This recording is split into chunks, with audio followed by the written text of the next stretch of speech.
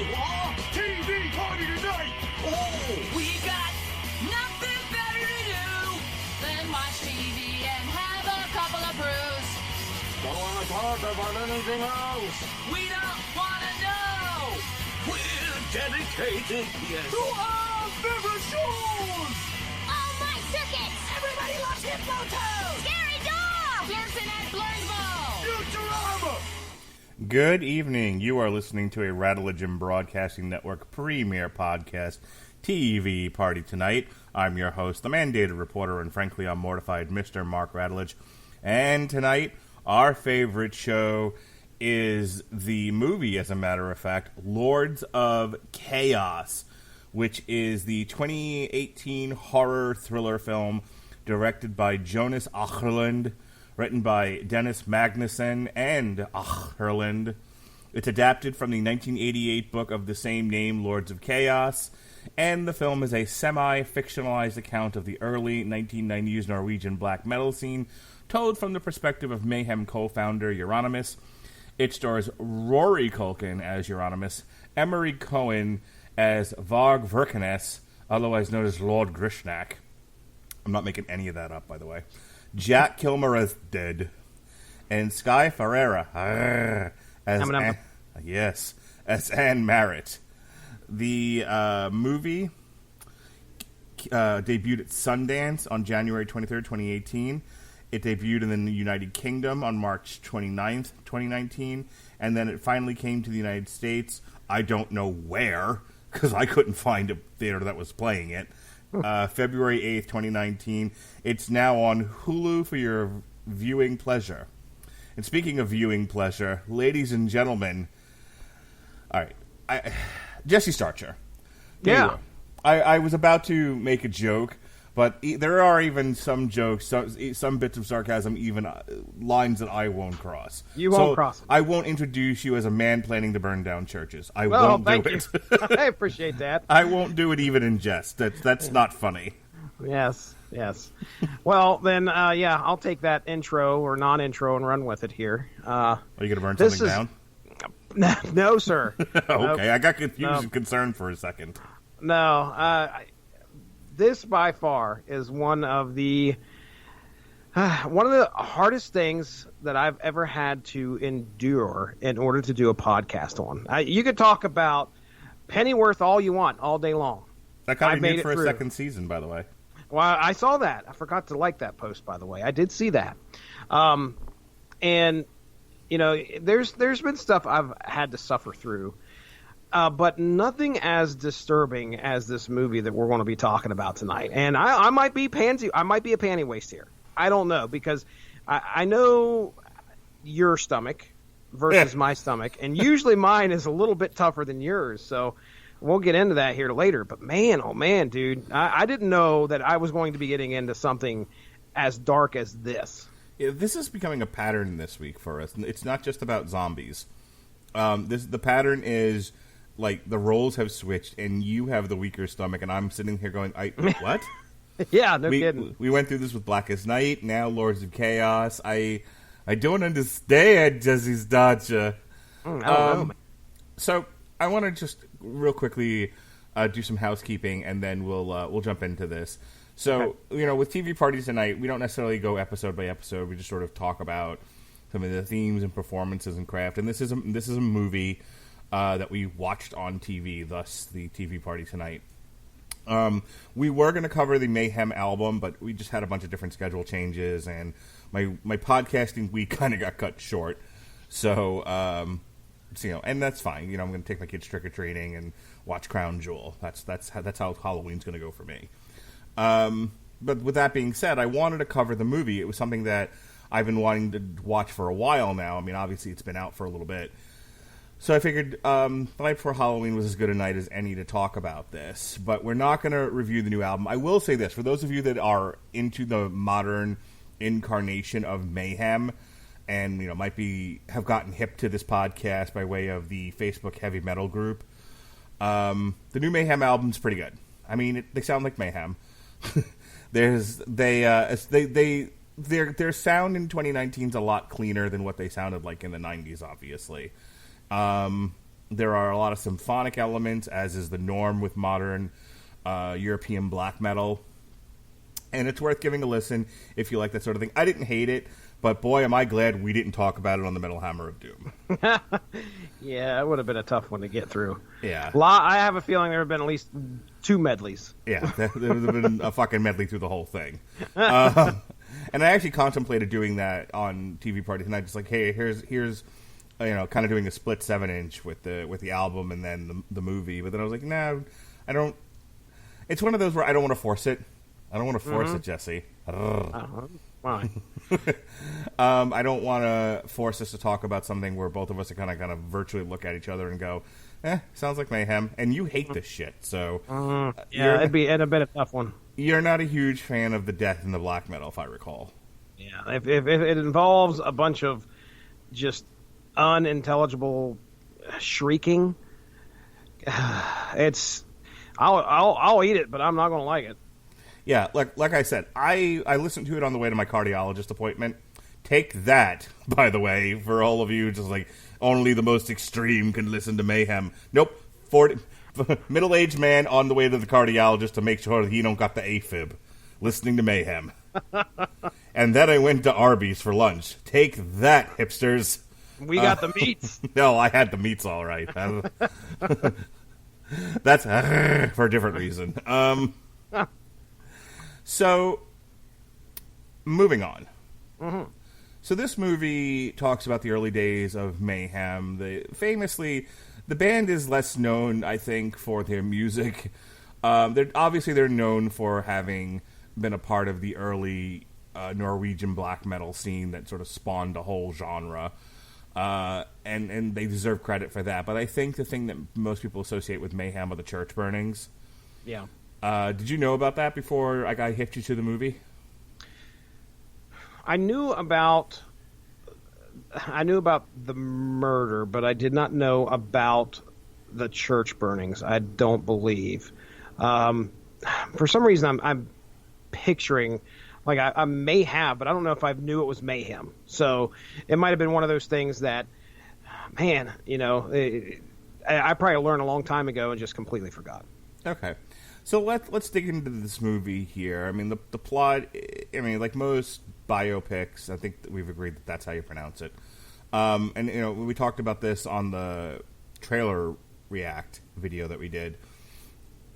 These are not documentaries, and even documentaries can't show everything. These are dramatizations, and I think it's okay for the creative people to take liberties with the story in order to put a narrative out there. You can agree with the narrative and the point that they're trying to make. You can disagree with it. I think you can appreciate a film for its craft value without condemning it for not being a moment-by-moment, point-by-point recitation of the lives of the subject. So I didn't have a problem with the Elton John movie for that reason, even though I talked about a cousin of mine who's like, it sucks because it wasn't like blah, blah, blah, blah, blah. I didn't have a problem with, Ray or Walk the Line or Bohemian Rhapsody, any of those movies.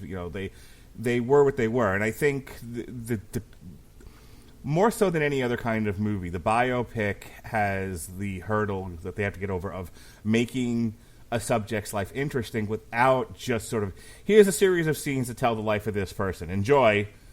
And I think that's where Lords of Chaos succeeds for me as a film. And this is as good a place as any to start, and I'll kind of kick it over to you to talk about this, Jesse.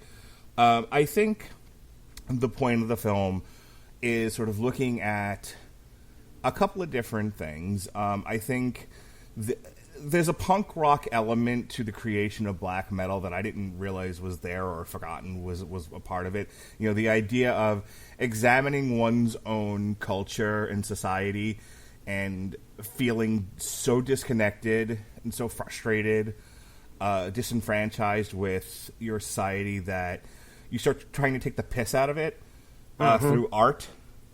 And so, where punk rock in the 70s sort of takes the piss out of British society, and then with the Ramones, American sort of 70s malaise, that comes out of Vietnam in the 60s and all of that.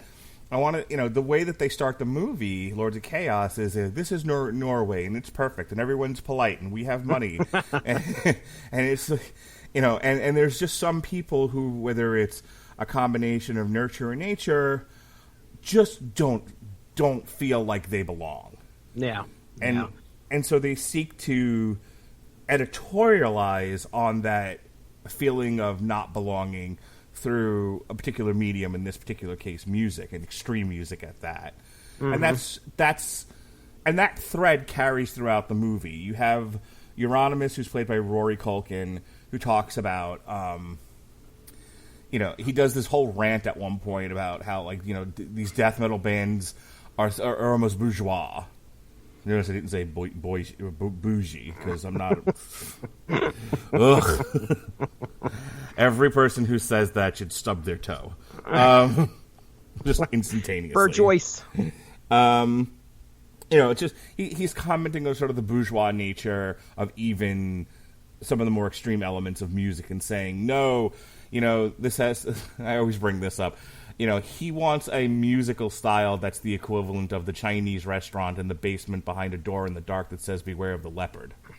Very exclusionary. Just sort of like only the fewest amongst us, the pure, as such, can appreciate this sort of thing, and it does the Cartman effect. I don't know if you saw the South Park episode, where Cartman buys a theme park and he locks everybody out, and of course they create, and this is the theme park that's going out of business. But because he locked the doors and wouldn't let anyone in, suddenly it becomes all the rage. The biggest thing. Yeah. And it basically says that in the movie, that I told people they couldn't have it and suddenly everyone wanted it. Mm-hmm. And then you have Varg, who is, one of these true believers, who is truly disenfranchised, truly angry, feels a sense of belonging to his Viking roots, and decides that is that should be the true nature of society, and therein lies the conflict of the movie. Somebody who's clearly sees a niche that he can market himself in and express himself, and a guy who's like, no, this is my religion, this is my life's blood, and takes it to extreme measures, and then the two don't see eye to eye, and things sort of fall to pieces. I think that's a good summation of the movie, no? Without getting into the details? Yeah, I mean, I like that. Obviously, metal is just... Metal in itself, doesn't matter what genre, is usually completely filled with angst. In some way, shape, or form. You could have a baby metal album, and there's going to be some angst, at least on one song, okay? So it's very appropriate that somebody living in a society like that just wants their voice heard, and they don't feel like they belong, and taking it into the realm of music and becoming the most extreme. And not only do you see that in the band that is represented here in the movie, and the sound that is coming out of it, he's creating this extreme version of metal. You see it within themselves as well. There's a lot of mention of what they call the black circle, which was the innermost circle of the band and the people that were, accepted. But everybody else was either a poser or something like that. So that's, that almost kind of speaks to their, I don't want to say a sickness in their head, but I mean, that's just the type of people that they were. Oh, but that's so general. Come on. Okay. Tonight, there are people watching NXT and AEW, and there are three opinions. AEW sucks, NXT rules. NXT sucks, AEW rules, and you people aren't cool enough to watch wrestling. Uh-huh. It belongs to me and me alone, in the basement behind the door that says "Beware of the Leopard." It's a good point. I mean, I know what you're saying. We've got to, we got to boil down, and this belongs to me. This belongs to us, right? And only us. Then when he invites Varg, not only into the band, first off, their first meeting, their initial meeting, I think just flipped a switch in Varg's head. Now, again, we're talking about the movie, so as to whether this is accurate or not, throw that all out the window. Let me go ahead and simplify this for everybody. We are only talking about the movie. I don't give a fuck what really happened in real life. Yeah. This isn't the Mayhem podcast. This is Lords of Chaos, the movie podcast. That's right. So Varg walks into the restaurant after Mayhem have got done playing their set or whatever. Walks up to, is it Oyston? Euronymous. That's easier to say. Isn't that funny how that's easier to say than his real name? I don't get the umlauts and the dots and all that stuff, so whatever. So ham sandwich, otherwise known as Euronymous. Euronymous.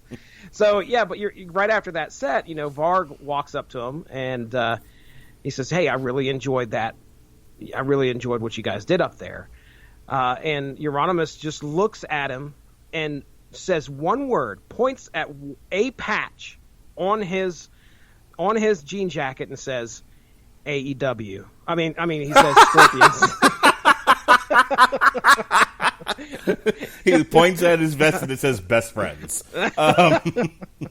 So right then and there, he only has to say one word, and he's just pointing out to him, "You're not worthy." Right, you're a poser. Yes, you're a poser, and then of course that sets Varg on it's his mission to become accepted by Mayhem, by Euronymous. I believe this is how the story of Jesus goes. Jesus was preaching, and he had a gaggle of followers, and Judas met him while they were all having lunch, and and Jesus pointed at Judas, and he said, "You're a poser," and so Judas started following Jesus. You're not going to stop me at any point, are you? Oh, well, what, Drew, come on. I want to hear it. I want to get to where Jesus is flipping tables. Let's move on. But yeah, that tension between Varg and Euronymous is right there at almost the very beginning, and then he comes in, and one of the aspects that I really liked about this movie was obviously the treatment of the character of Euronymous, about how I couldn't tell whether he was actually just someone who was doing this for show, because he brings that up a lot. He's like, no, we'll use this to further the band. Right. We'll use this to, so. But then by the same token, he talks out of both sides of his mouth, because he has such an inflated ego so early on in the movie. He's like, I told him to do it, and he did it. Yes. I have so much power. And then the minute Varg takes the piss out of him, one of the things that really works about this movie is the relationship between Euronymous and Varg, because Euronymous has a kind of a cult of personality thing going on. People are attracted to him. People are following him. He's stepping out there and putting himself out there, and people who are maybe not as strong-willed or strong of personality are sort of gathered around him. They all foster an identity together in this culture within a culture. Mm-hmm. And then, and one of the things that makes it work is that they're so exclusionary. Only the coolest can get in. Yeah. And so when Varg tries, he's summarily rejected. But then, Varg, through persistence and talent, because what really breaks the ice is the fact that he records a demo under Burzum, which I don't know if you've ever heard of Burzum. Have you? I've never listened to it. Other than when they mentioned it in the movie, I've never heard of it. Okay, so that was the answer to my question. Until this movie, you'd never heard of Burzum. That's correct. Okay, well, they're an old shitty death metal band, black metal band. No, people are gonna be like, "Dub, fuck this podcast." If you like that sort of thing, fine. Burzum is fine. I listened to Burzum years ago. Anyway, but it turns out Burzum is actually, within the context of this movie and that genre, really, really good. And so suddenly Varg has a usefulness to Euronymous. Yep. That's right. But I don't think he becomes part of the Black Circle until he steps his game up. Right. And that's the thing. It's like when he starts doing the church burnings is where is where the relationship really takes an interesting turn. Suddenly, Euronymous like accepts him in, but then, but then Varg sort of blossoms and like peacocks into this new person, and he's now taking the air out of the room and the attention away from Euronymous, and it becomes competitive between the two because everybody wants to be the funny fat guy in the middle of all the girls. Know the type. There's not only you got the sense of competition, but Euronymous, I think the whole reason he continues to try and take credit for giving people the idea or inspiring. I remember him saying that at one point. He's like, I'm glad I inspired you.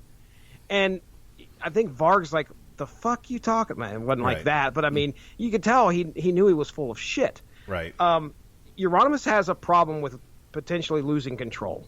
I think that, this character cannot, if there is a threat to him possibly looking like not the top dog, if he's not the top dog, or if the appearance is that he's not the top dog, then he's got to do something to try and make sure that it was all his idea. So everybody has to understand it was his idea right at the outset. And this is actually my major problem with this movie, because there are things I like about it. First of all, I was entertained. I thought it was pretty well done, but there are some structural narrative issues with it. This is almost 2 hours long, but I think there's some stuff that could have been. It's over 2 hours, I think, like a little bit over. 118 minutes. Yeah, I'm looking at the wiki. There you go. But I think there's some stuff they could have cut in favor of giving you a sense of what's driving Euronymous previous to him, getting involved in Norwegian black metal. Like, in other words, I don't think the filmmakers thought it was relevant to know what his backstory is, what are his motivating factors. You just you're introduced to this character, and the narrative is he's reacting against the setting. Mm-hmm. Norway is this. I reject it out of hand, so I'm going to create this sort of editorial on the falseness of my society. And it's like, okay, he wasn't born that way, though. No. This had to have come from somewhere. I would have liked to have seen a little bit of what he was like before all this started. Was he picked on? Was he somebody who sort of was a part of a group, and there was another central figure, and he coveted the attention that person got? I wanted to see the first few minutes of the movie. I needed to be the thing that drives him to say, I'm going to take my ball over here and form my own group, and I'll be at the center of it, and I'll have that attention that I'm craving. Okay. We don't get that from the movie at all. You're talking about Varg? Euronymous. Okay, gotcha. Yeah, I don't know. My personal opinion was that, he I don't know why he did the things that he did, other than just to, show society up, I guess. Mm-hmm. Let me ask you a question. What do you think of Rory Culkin's portrayal of Euronymous? I'll answer you by first saying what makes Euronymous in the movie a really interesting character is, one, you have this one line of logic where he's like, Norway is false, black metal is truth. I come to bring truth. Then there's the other side of his mouth where he is like, look, I'm just trying to sell records here. Yeah. Yeah. I'm marketing a thing that's let's not take this too seriously. He was in over his head.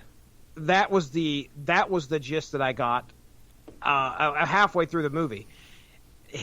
What he thought was going to be, and I think he says he lost control. Yeah.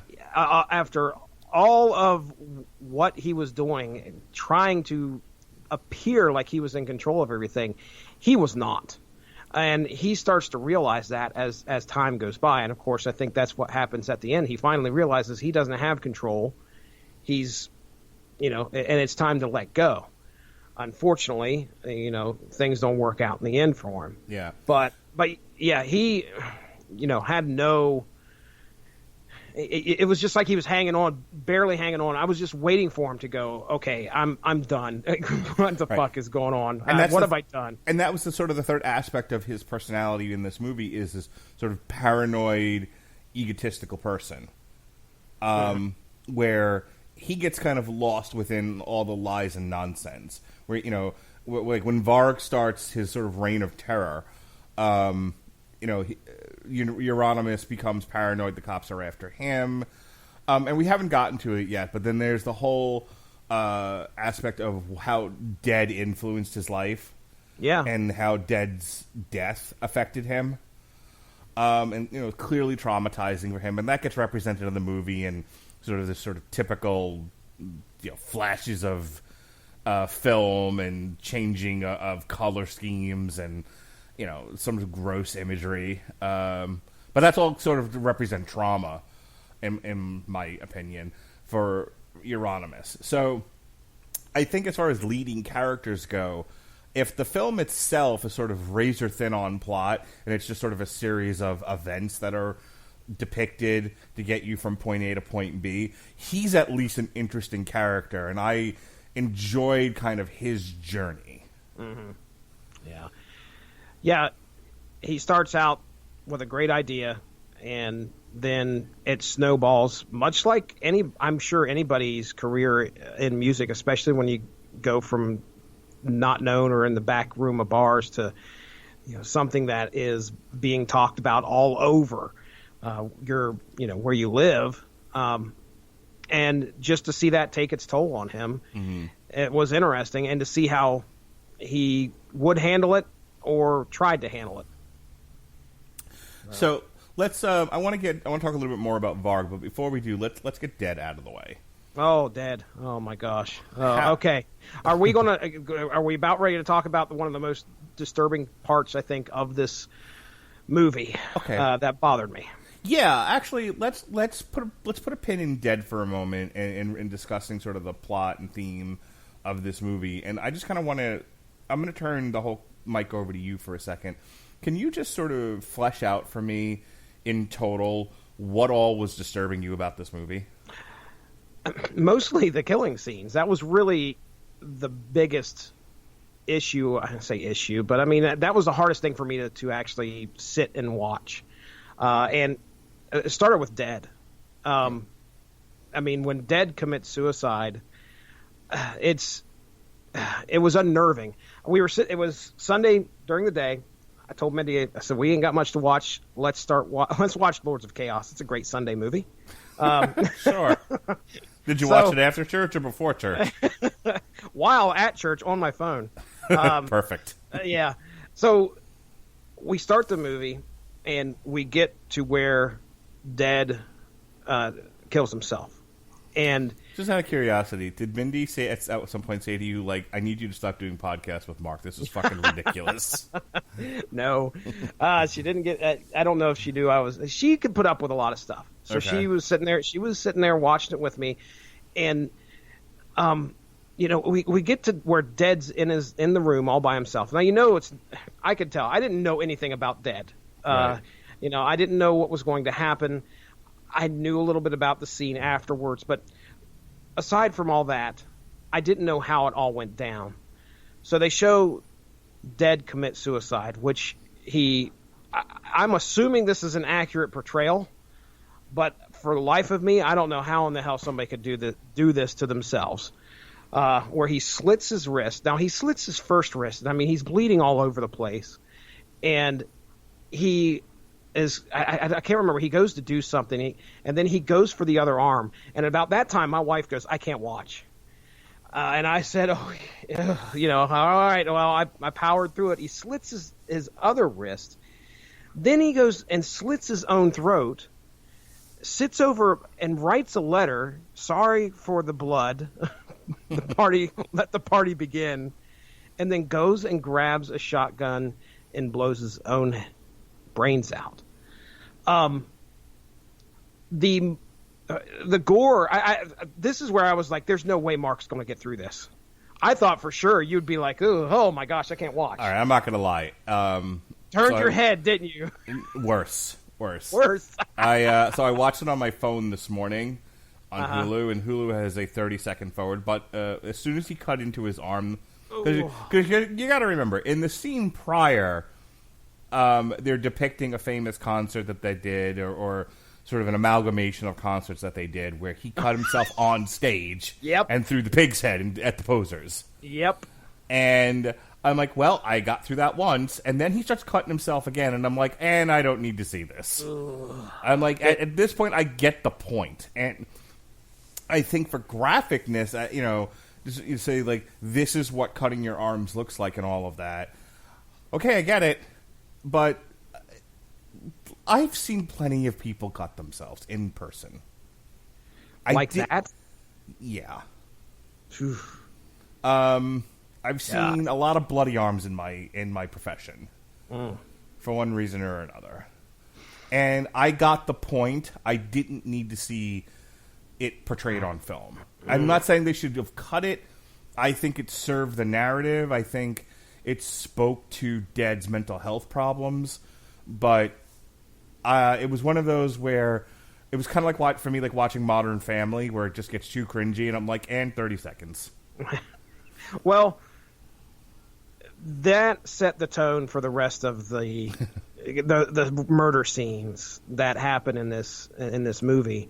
I think they did this on purpose. They made it feel very long and uncomfortable. Yeah. Number two, if you watch that scene, if I remember correctly, there's no music. There's no like uptick of all dramatic tension music at all. It's just him slicing into himself. Did you watch Insatiable? No, I did not. I have not watched that. There's a scene in the first season of Insatiable where Debbie Ryan eats an entire sheet cake, and Sean and I debated the length of that scene. There's no sound. There's just the sound of her existing and eating this cake. Well, there you go. I mean, and it probably got uncomfortable after probably 10, 15 seconds. 10 seconds. It was about as long as I lasted. And, and it goes on for about an hour and a half. It feels like it. Yeah. It goes on for a really, really long time, like uncomfortably long. And Sean and I spent a good portion of both of season 1 and season 2 talking about that one scene, because it's a very effective scene as far as eating disorders and self-loathing and depression and all of that. But for me, it was like, you get the point in 10 seconds. It doesn't need to be longer. And he was like, but it does, the longer it is, the more effective I think it becomes. And I was like, it's kind of like knocking somebody out. Once they're out, you're just punching them to punch them. Yeah. You're not... You're not really being any more effective. So my point is, with the scene with him, it was like, once I saw him cut into his arm the second time in as many scenes, I was like, all right, I don't, so by the time you go through the 30-second forward, he's already on the cot or the mattress or whatever, with his head blown into. Mm-hmm. So I'll turn it back to you, but yeah, I didn't need to see. Once I saw where it was going, I'm like, all right, I get it. He's going to kill himself. It's a very conscious move on the filmmakers. I mean, just to make it feel, uncomfortable. And the second thing is, I mean, it's real. At least it's trying to depict what actually happened to this guy. And yeah, he's clearly uncomfortable in his own skin. Yeah, and I thought to myself, I couldn't imagine somebody actually doing that to themselves. So there's...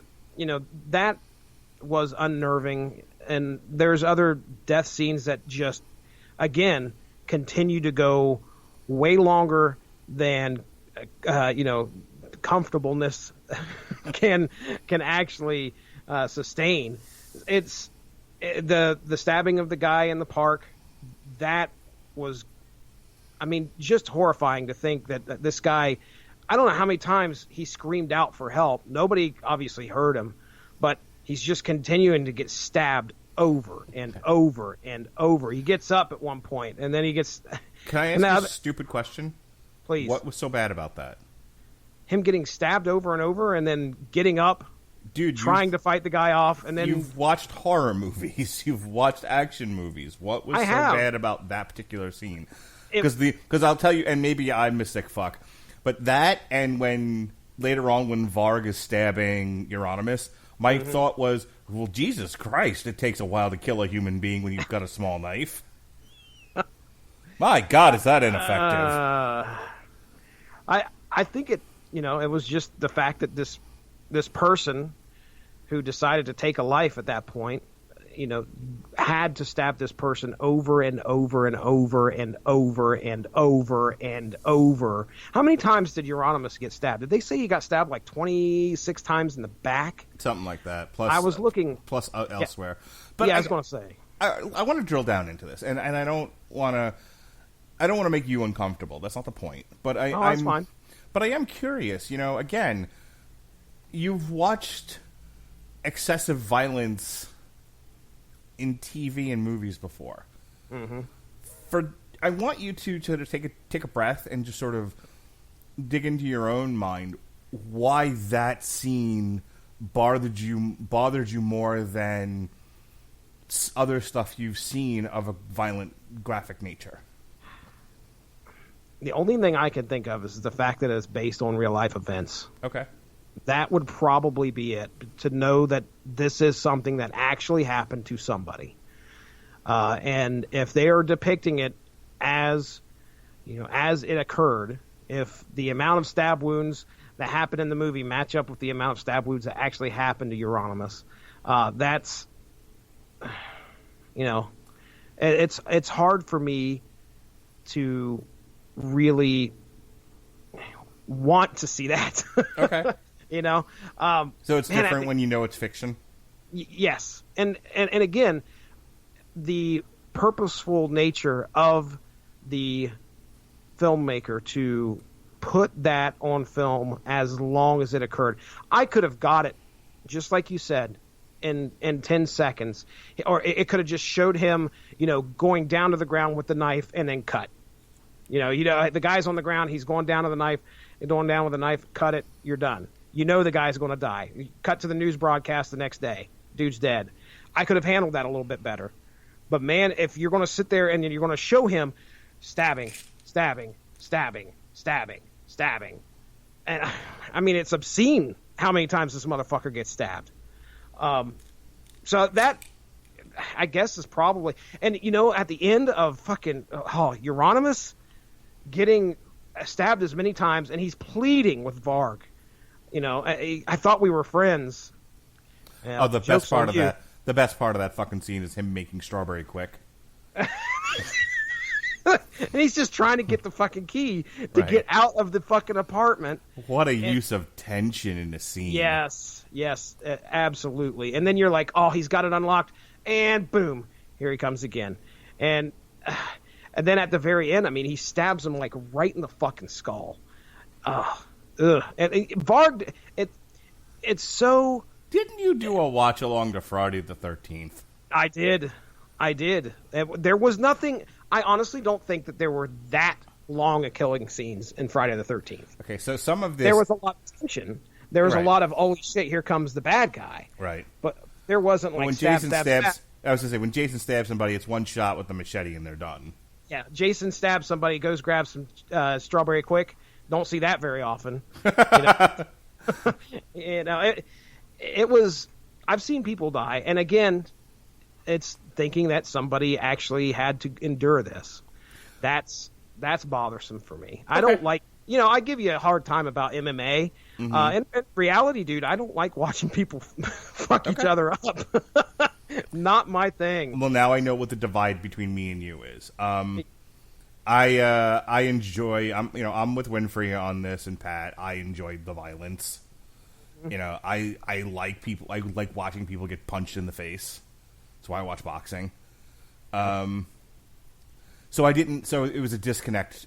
It was a disconnect from me in the way that it was a connection for you, in the sense of, because I get what you're saying. Like, artistically, it's like, I don't want to say flat, because flat would, Flat makes it sound like it was almost like a B movie thing, you know, where it's just not shot very well or something. But it's purposefully brutal. Mm-hmm. You know, especially the park stabbing scene is meant to convey like the antisocial nature of these kids and how disconnected they were from society, how within them the social contract had just burnt away, and they were pursuing adrenaline. You know, and for this kid, he, you know, when Euronymous talks about like we should just kill people, and you know they're looking to feel something.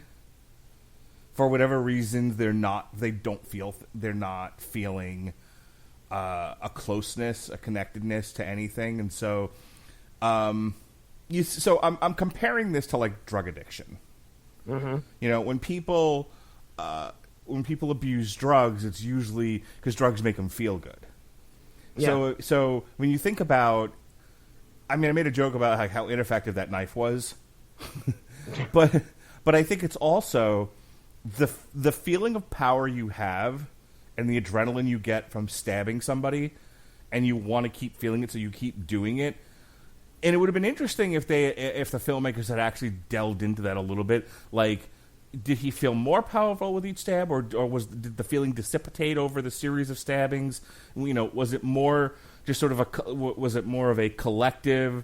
You know, the incident itself gave him a high, and he was more doing it just because the guy was still alive and he wanted to make sure he was dead. That sort of thing.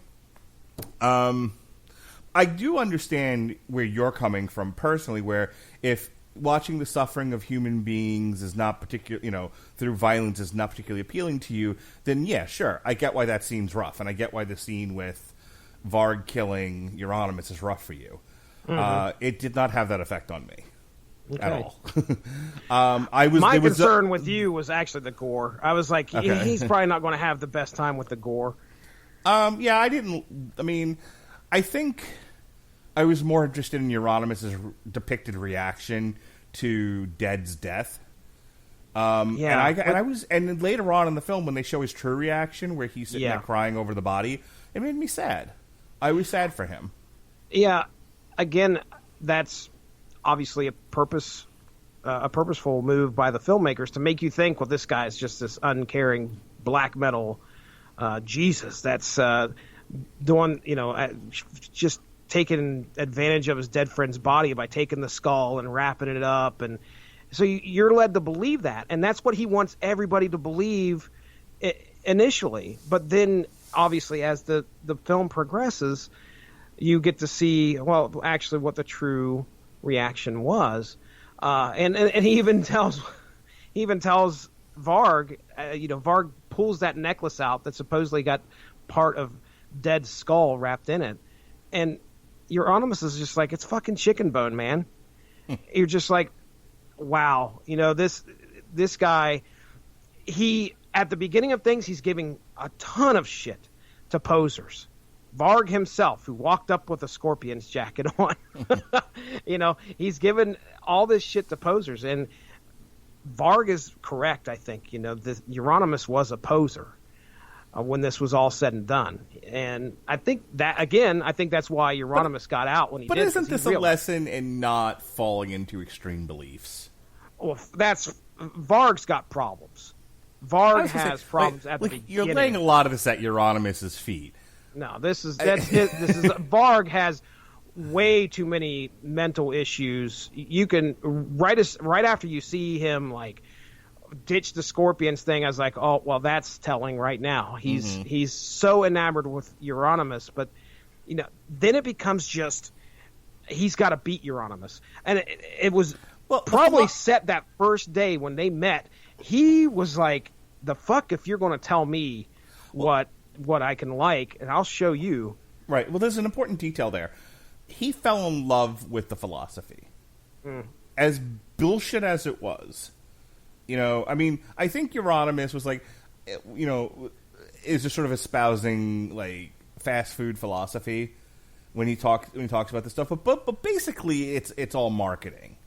At least that's the way the film depicts it. Yeah. And then, but Varg is like, no. So I remember when I was in college, my friend Tom and I decided, we were going to call ourselves Jedis. Don't ask. We're fucking dorks. But like we were clinging. Yeah, that like was Star just going to Wars. be a nickname for yourselves, or what No, the hell do you we mean? decided to believe in the Jedi faith. I'm a fucking loser. Beat me up when you meet me. Did you get them tickets as soon as they went on sale, Mark? I certainly did. In the middle of your podcast. I remember. But I'm not proud of those moments of my life. We've all had goofy shit happen and done stupid stuff, so that's no deal. Right, but it was about wanting to belong to something, to have something to believe in. He is not particularly religious, and boy, when it comes to fast food philosophies, he's eaten a buffet of them. I was only this dorky once, but it was definitely along the lines of like conventional religion didn't speak to us. At that time, in on both of our, we're the same age. We're like literally 2 months apart. Conventional society had nothing for us. Conventional religion had nothing for us, and so we were looking for things to believe in, to add to our personalities and social surroundings that we just couldn't find in conventional society. And so we both, having been big Star Wars fans and liking the whole concept of the Jedi before George Lucas took a shit on it. Speaking of, don't fall in love with philosophies, because you'll fall, because someone will just rip the rug right out from under you. Yep. We for a very short period of time, we were like, we're gonna follow the Jedi belief. And if the next question is, did we build lightsabers? The answer is fucking no. We weren't that bad, but we liked it. Basically, it was like a junk food paganism. Okay. Okay. Like if you listen to the stuff that like Yoda talks about, being a Jedi is about tapping into the energies that surround the universe. Mm-hmm. Again, it's sort of a pagan philosophy. I think in reading about where Lucas got a lot of the stuff that he made the Jedi order up with, a lot of it I think comes out of Buddhism. So, but again, Buddhism, half paganism, junk food, crapola philosophy. And I think that's where, sort of going back around to where this is, to the movie, I think Varg is sort of where we were, but just in a more extreme way, and he clearly had more mental health issues than we did. We're just dorks. He clearly needed something to cling to, but where Euronymous, I think, needed something to cling to, but was looking for a way to be a star within his own circle, like we were talking about before. Yeah. Varg was angry. Varg felt the need to just burn society to the ground, and it's like he already had, I think, in the back of his mind, a vision for what needed to happen. Yeah, and he wanted to take. He thought initially Euronymous was just going to be the guy that was going to be on board. Right. Like he just needed the structure of the philosophy. Mm-hmm. You know what I mean? In other words, like he's sitting there with matches and gasoline and just going, I just need to know what to burn down and where and why I'm doing it, but I know it needs to burn. Mm-hmm. And then Euronymous comes along and says, Norwegian society at large, it's too happy and too good and too rich and it all needs to go. And Varg's like, fuck yeah, man. Specifically Christianity coming in here and right, and dispense. I think the words were they're dispensing their joy or something along those lines. Like it was a crime for Christianity to come in there and do what they did. I understand what Varg's saying. That it makes him upset, the fact that their culture had been changed by that. Doesn't I'm not again condoning church burning, as Mark Radulich seemed to want me to do in my intro there. But no, I mean, yeah. Damn it, Varg, can't you drink like other Native Americans? Sorry, go ahead. Yeah. It just gets taken to like the 10th level, and when Euronymous decides this needs to stop, Varg is far from even letting that happen. Yeah. And at one point, I think in the inner circle, the black circle, he says, okay, hey, we need to lay low for a while.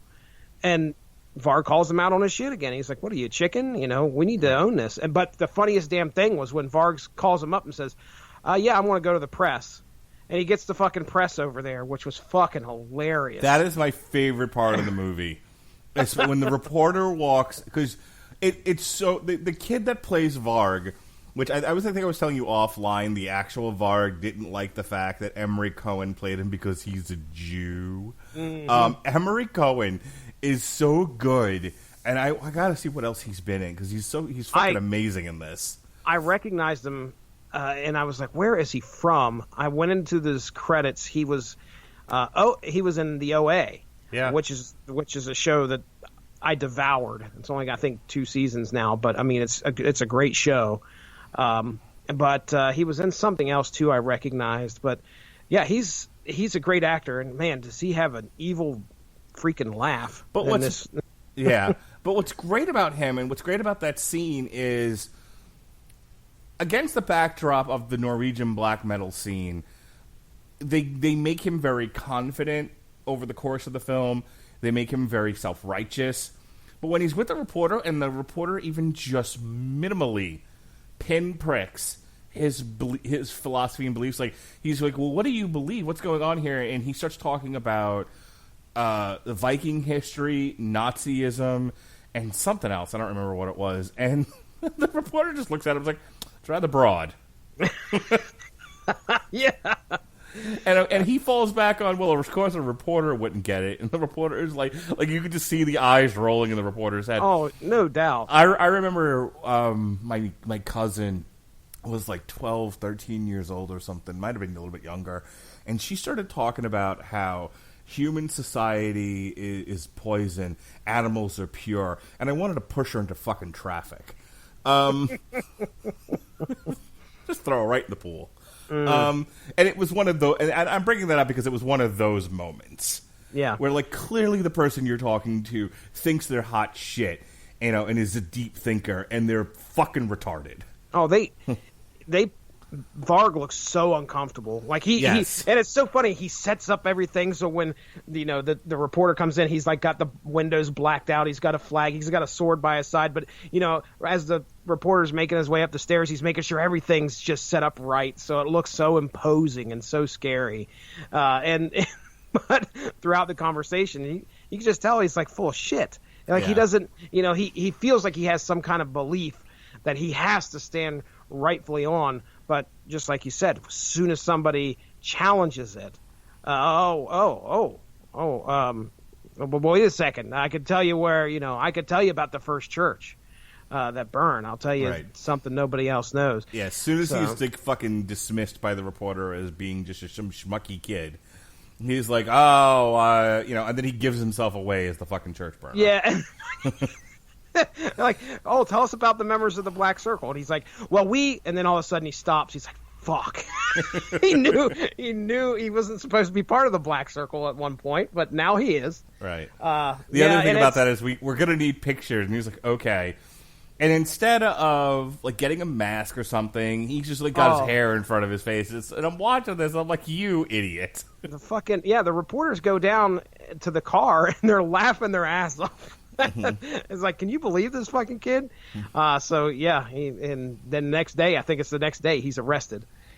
All right, we kind of got away from Dead, and I just want to talk about him because first of all, the kid who plays Dead, Jack Kilmer, is amazing and really deserves an award for this performance. Yeah, he's pretty incredible. Yeah, I think there was well acting all the way around. I like Dead's performance. I didn't know obviously, I didn't know much about Mayhem going into this, so I didn't know about Dead and all the issues that he was suffering from. Clearly, depression was one of them. But yeah, he portrayed it very well. I had no doubt in my mind that this guy was a little messed up in the head. So he's done a bunch of shit I've never heard of.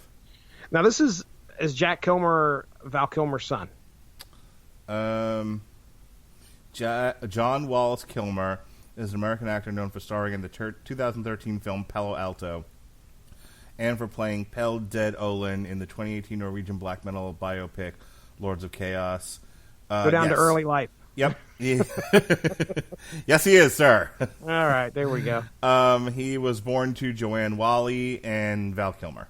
Okay. All right. Yeah, he did a pretty good job. I think. I mean, did you? The whole. You said you read the book on this. That this movie is based ago. on. Right? Okay. The whole taking the picture of the dead body. I assume that is something that happened, right? I believe so. I mean, without getting into the details of it and trying to read through stuff. Lords of Chaos, by the way, came out in 1998. I read it the year that it came out. As soon as I heard about this book, I went out and bought it. Okay. When buying books was still a thing. Yeah, I remember those days. And then you'll get to read it too after Christmas because I'm sending it to you for a Christmas present. Oh, wow. Lucky me. Yep. That and my History of Death Metal book. Love it. Love it. So, Merry Christmas. I appreciate that. I do. I really do. I need more books, especially on music. Yes. But just talking about Dead, so we can kind of put a pin in this and then last words on the movie. The kid who plays him is really, really good. I think he gives a haunting and stellar performance. The character of Dead, I thought, was a and again, I can't help but look at the characters in this film through. Part of it is sort of a film study eye, and part of it is through the guise of mental illness. Yeah, I figured that you probably had that hat on as well. Yeah, and I couldn't help. I mean, he clearly had some. I mean, he talks about having depression. I'm wondering if it was like bipolar disorder. I'm also wondering if he had a personality disorder as well. Someone listening to this who also works in the mental health field. No shit, Radulich. I don't fucking know. It was a movie. But mental illness is so stigmatized, even now in 2019. I mean, what did it take for people to sort of recognize that we have a huge mental illness problem just in this country alone? A lot of gun deaths. Mm-hmm. So, and that's 2019 we're talking about. So this kid grows up in the early 90s, and clearly he's got mental health. And I don't know what mental health treatment's like in Sweden, but I'm sure he is the victim of, or was the victim of, like, benign neglect. Yeah, where people just didn't know what to do with him. You live in a European paradise where the government takes care of you and makes sure you don't die. What are you so upset about? Yeah, it was mentioned that he was picked on a lot as a kid in the movie. I think they said that he was beat up a lot. And yeah, that's definitely going to leave its mark on you, especially as you grow older. And his arms were all cut up. I don't know if you noticed that. Oh yeah, I saw the cutting, the marks of the cutting, and I told Mindy, I said he's a cutter. Well, yeah, we find out that during that concert, we might know why. And very obsessed. Oh man, I mean, when he's inhaling the bag with the dead crow in it, like over and over and over, that's a level. I mean, a level I'm not going to go to. I'm just not. I guess if you want to live the life and this is your, I don't understand that type of life. I may be a metalhead. I may enjoy my fair share of metal, but stuff like that it's clearly not your guiding philosophy of life. Mm-mm. It's a thing you listen to that brings you enjoyment. It isn't how you interact with the world. Mm-hmm. And yeah. I don't really think it was for this guy either. He's not. It wasn't so much an obsession with music so much as it was with the concept of death. Yeah, that he felt, and I feel like this is a common thing with people who struggle. And I won't even get into the how do you quantify individual resiliency with people, because boy, is that a whole other topic. But I think there are people in this world who are so damaged that this life in and of itself becomes poison to them. And they start imagining, well, what if I were otherworldly? Then I wouldn't be in so much pain. And so he's obsessed with death as sort of a way of distancing himself from a very, very painful life. Yeah. And so doing things like... And then I think some of it just becomes, stagecraft, just like... inhaling the bag with the dead bird, and it's, it becomes kind of gimmickry. Mm-hmm. Like, well, if I'm going to do this, then I need to, live the gimmick until Jim Crockett Promotions goes out of business. According to the wiki, most of what That's a Ric Flair joke, everybody. According to the wiki, most of what was depicted in the movie was at least accurate according to the wiki here. Mm-hmm. He does, and I think I remember this. It says, controversially, an image from the aftermath of the suicide was used as the cover of the bootleg live album Dawn of the Blackhearts. Ugh. Hey, remember when we covered Cannibal Corpse and I made you look at all the Cannibal Corpse covers? Oh, yeah. Lots of fun there. Yeah, we got to describe each and every single one of them. Yep. Oh, boy. Good old Tomb of the Mutilated. This band goes... after watching the movie, okay, I immediately, go onto Google. And if anything this movie will do, it will spark the want to find out what happened next. Because our storyteller throughout the whole movie is Euronymous, who ends up dying at the end. We get a short, a short kind of epilogue, and then told not to focus on the sappy shit. Hey, this is fucking death metal after all. But we see where Varg gets arrested. The guy that committed the murder in the park gets arrested. So I immediately was like, I got to figure out what the fuck happened with Varg. Okay. Now, do you remember how many years he got sentenced for? 21. He got the max. The fucking maximum was 21 years. That, in America's justice system, I mean, I don't think that would have even touched what he would have got, because he gets found out for the church burnings too, as well, doesn't he? No, they couldn't get him on the church burnings. They didn't have, according to the movie, they didn't have evidence. They only got him on the murder. They just got him on the murder, and they give him 21 years, the maximum. So, guy gets out in 2009, I believe, and he releases some albums after that. Bellis in 2010, Fallen in 2011, Umskiptar in 2012. Just recently, though, dude had a YouTube channel that got shut down as of June 2019. Due to, of course, the YouTube regulation that says it is going to be removing extremist content and hate speech, which violated its terms of service. So any of you out there that wanted a little bit of an epilogue after watching the movie and listening to us, there's at least a little piece of it.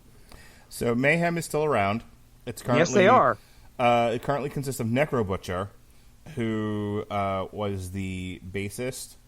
And he's the one in the movie that leaves the band. Was it? After okay. Dead took off. After Dead died.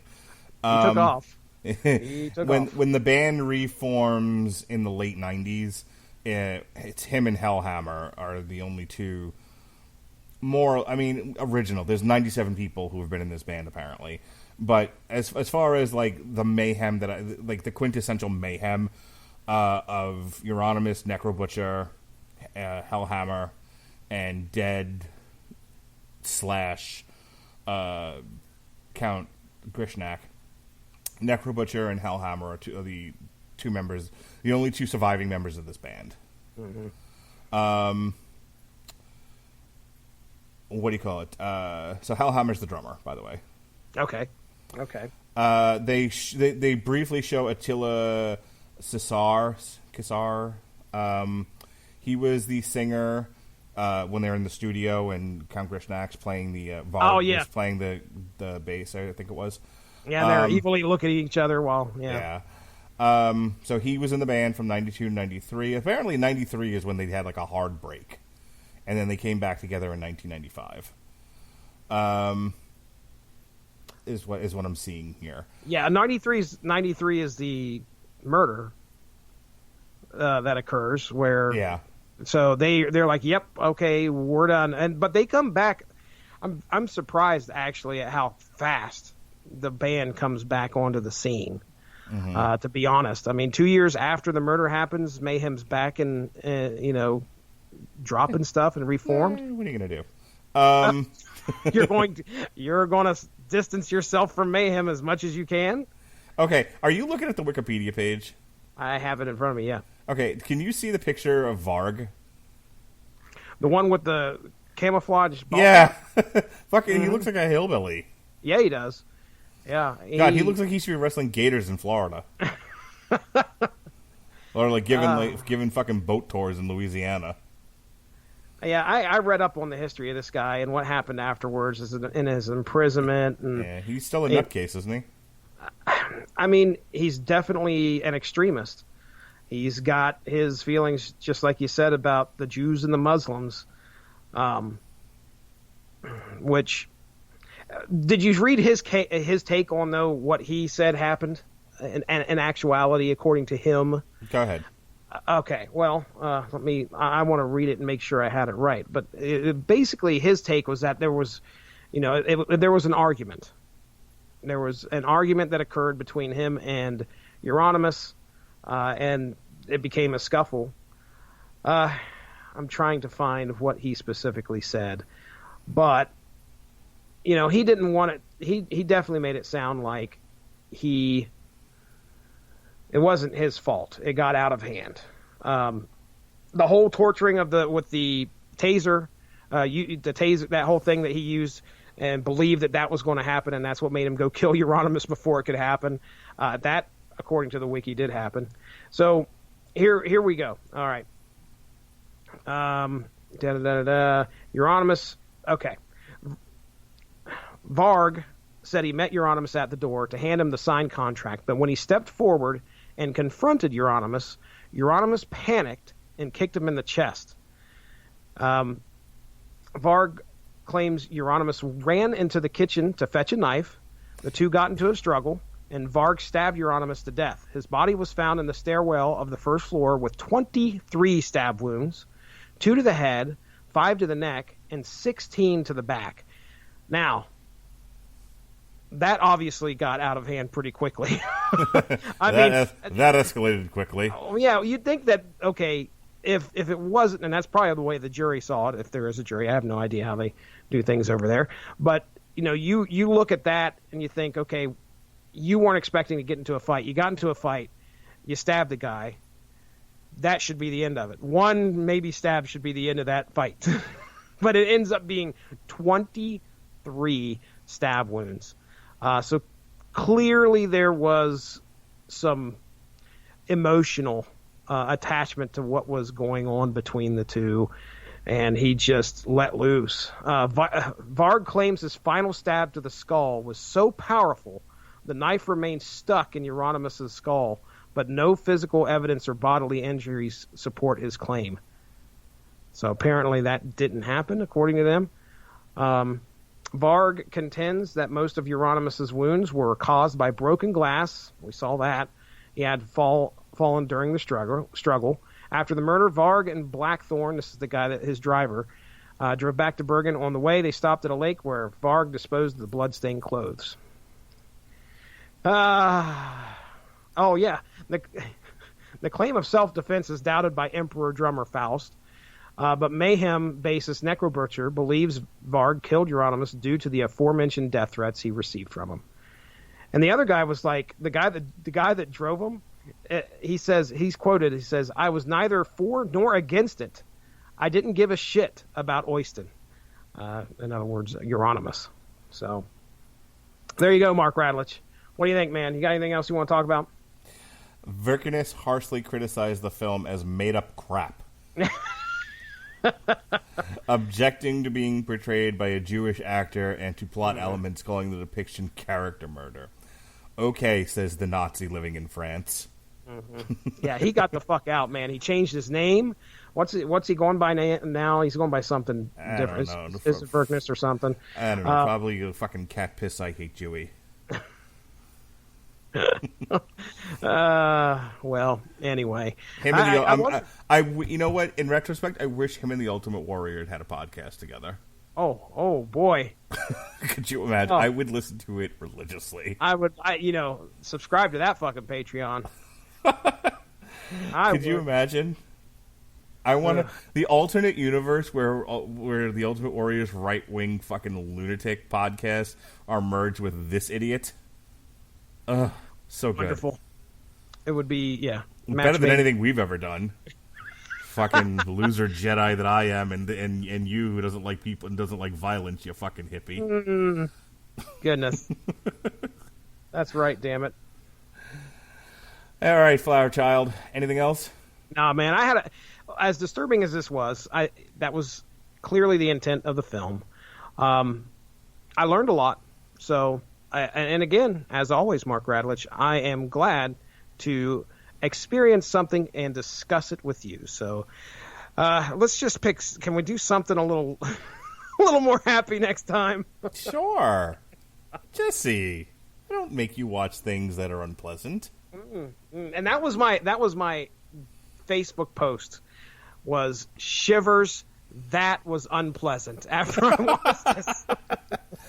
Well, hey, the next thing we have 2 TV parties coming up in the month of November. We got one for the boys. Oh boy, that's a good one. And then we got Wu-Tang: An American Saga. Decidedly less depressing than this movie was. True.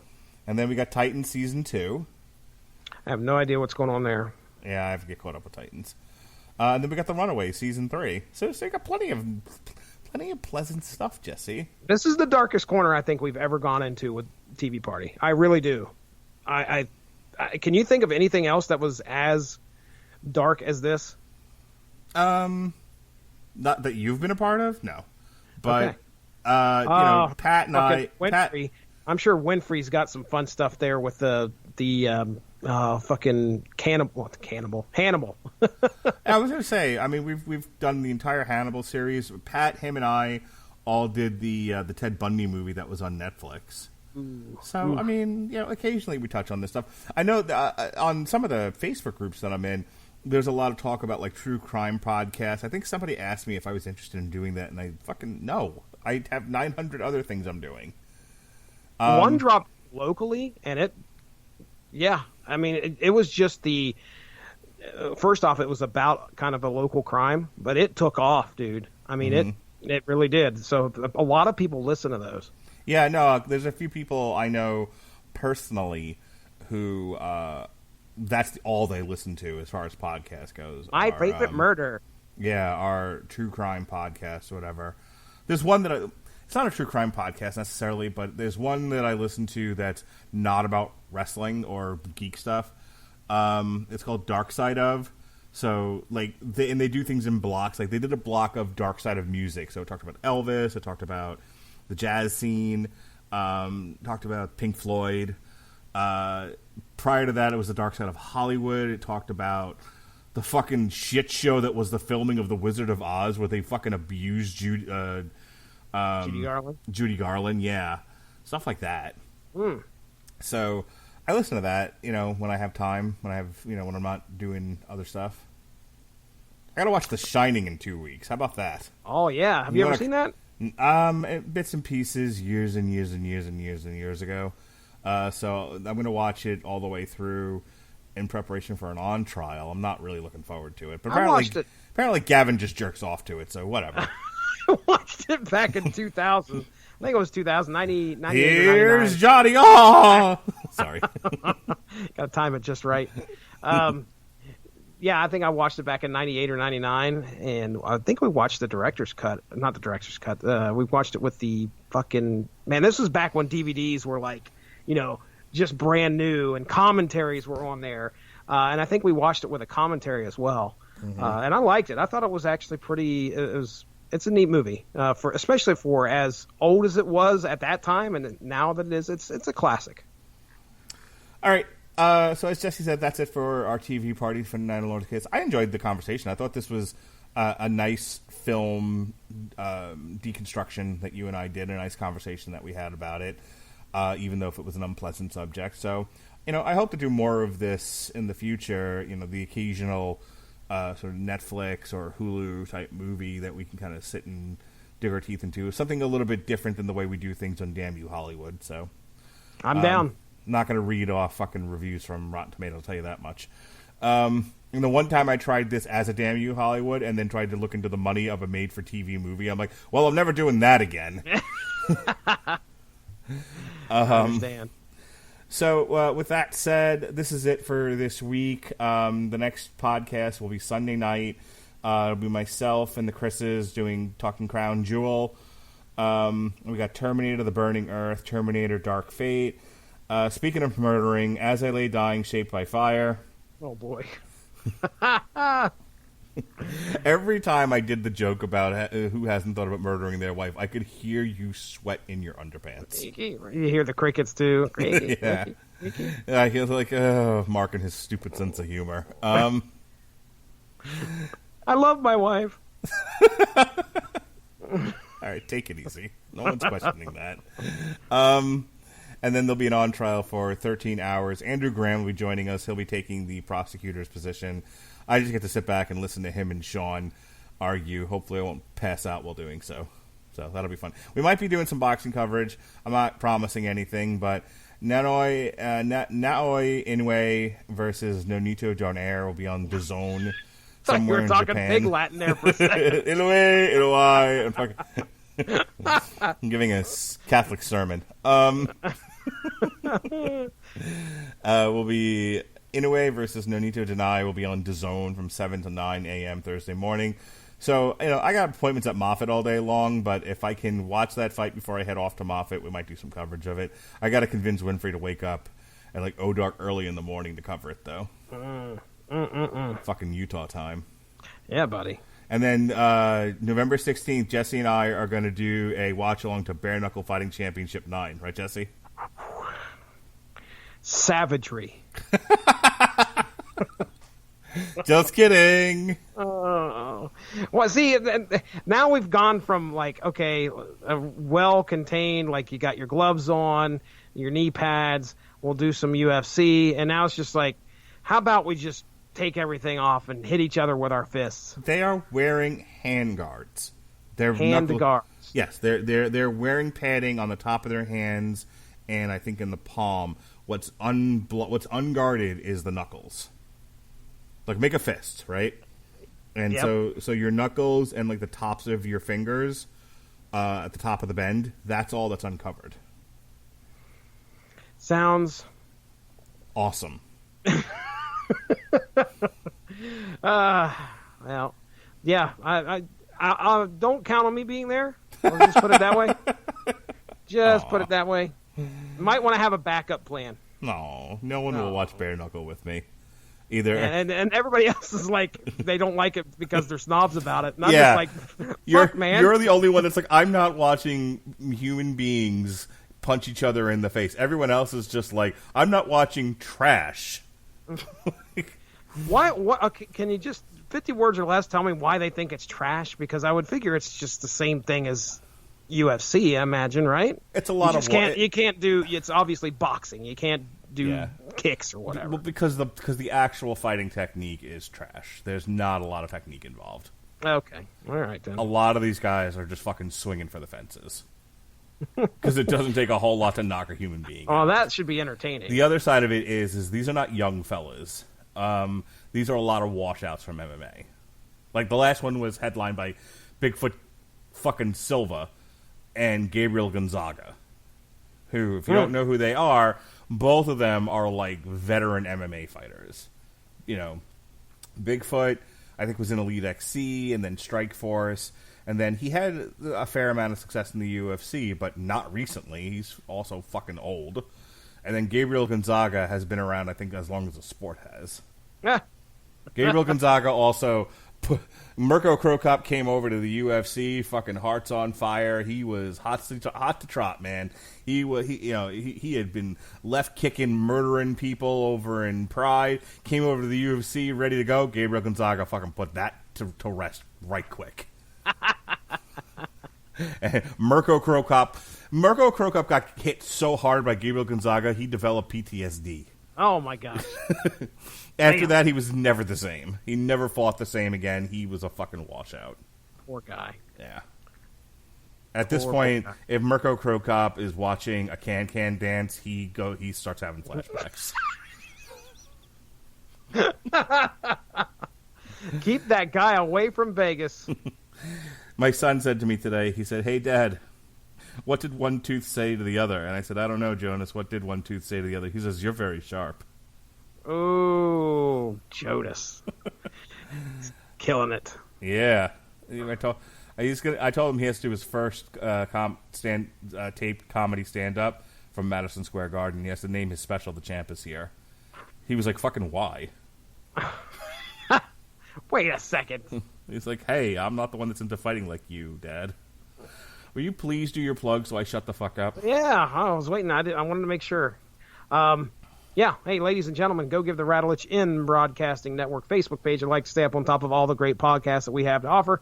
All sorts of great content sitting right there. And if you go to any podcatcher, such as Spreaker is where we're home at. You could go to iTunes, Stitcher, TuneIn Radio, type in Radulich, and you could subscribe and not miss one podcast. We're on Podcast Addict now. Yes. As a matter of fact, I just saw that. Okay, no, I didn't. But, yes, Podcast Addict. We're also on Blueberry for the two people that use that. Is there going to be as many podcatchers as there are going to be podcasts at one point? That seems to be the way we're going, yes. Wow. We do have a Patreon. Listen, ladies and gentlemen, if you'd like to check out some extra content, we have the cutting, what do we call it? I just listened to that the other night.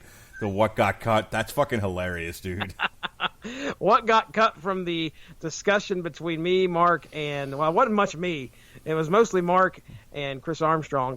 Wasn't much you. You went on for 9 hours about your fucking auctions. Oh, the books. I forgot about the books.